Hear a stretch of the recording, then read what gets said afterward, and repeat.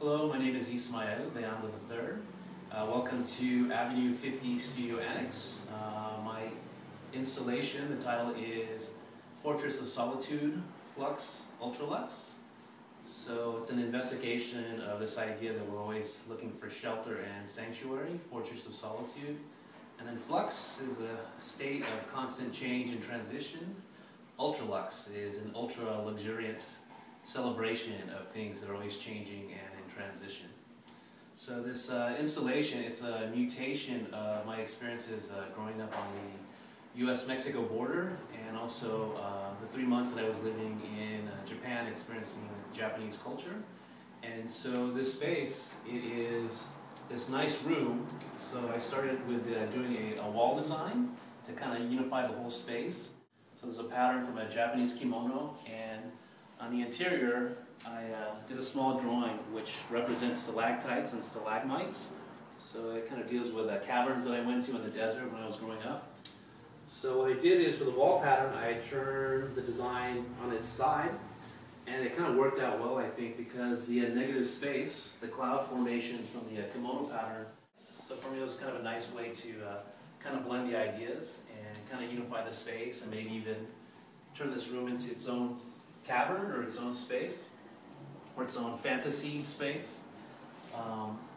Some other elements that I added, there's some sculptural elements. There's a patio umbrella, so these kind of forms of shelter, or impromptu forms of shelter, so this can cover us, but maybe it's not as sturdy as other forms of shelter. And on the inside I painted two dancing Japanese figures, and so I was inspired by the Nishimonai Onodori, so it's a dance festival in northeastern Japan.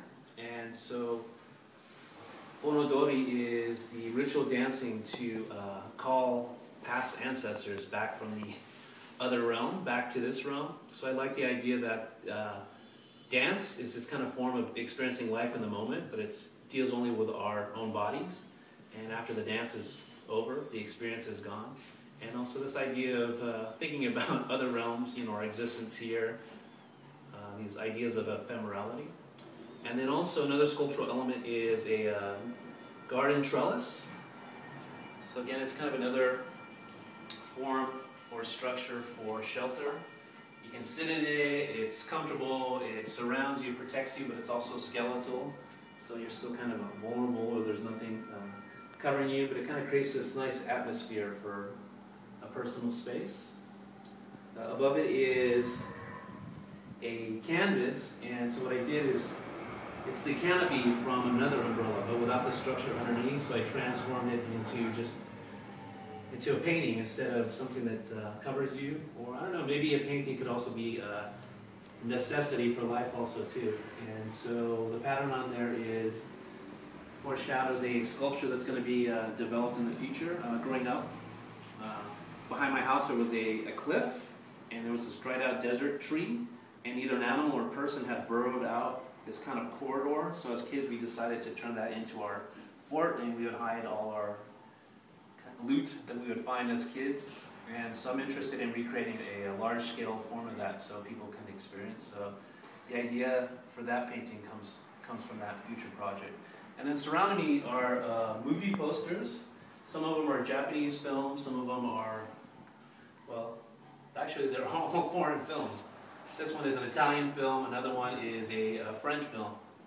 And they kind of symbolize my growing up in West Texas, and the closest art cinema house was in the next state. So I had to romantically drive through the desert night to go to this other place. And I started buying the posters for these films as a memento, but also it was my only possession at the time. I couldn't afford a place to live, and I didn't have money to buy artwork, so this was kind of my representative experience of, I guess, marking my place. And so some of these I held onto, and then I cut out, gouged out drawings into the posters. So this kind of layering effect, and then the cutting process is kind of reminiscent of papel picado in Mexican culture, and also in Japan they have a similar technique on their lanterns. So this installation is a blend of those ideas.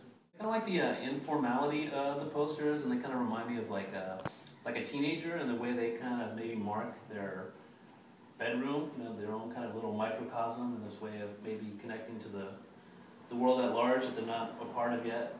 And yeah, so I like this idea of the informality of the posters, but it's pretty strong paper, and yeah, like the technique of just kind of cutting out the spaces.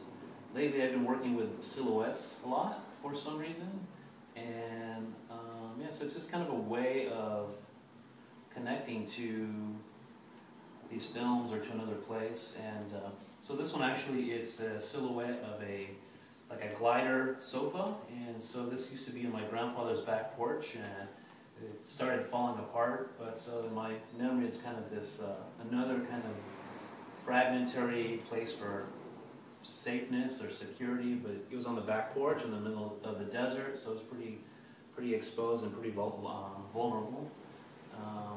This one actually, I kind of like that some of these, that maybe it takes a little bit more time to recognize the imagery, and so this one's kind of a blending of it's an architectural structure, and so the main feature for me is an archway down here. And so this is a building in Juarez, Mexico, near where I grew up. And so this was a movie theater, so people would go, you know, to watch films there. And then I believe it was a brothel for a while, and then I believe it became like a private school upstairs. And so again, I was interested in this idea of a place and how it kind of mutates or, you know, changes unexpectedly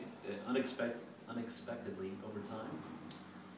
So then this one over here is, I don't know, kind of even transcending, like again, it's like an American film, but then the title's in Spanish. You know, but it's this fantasy world on another planet, or maybe our planet, right? And the silhouette is a tractor, so it kind of relates to my grandfather's farm again. So my grandfather's farm, I keep going back to that. That's kind of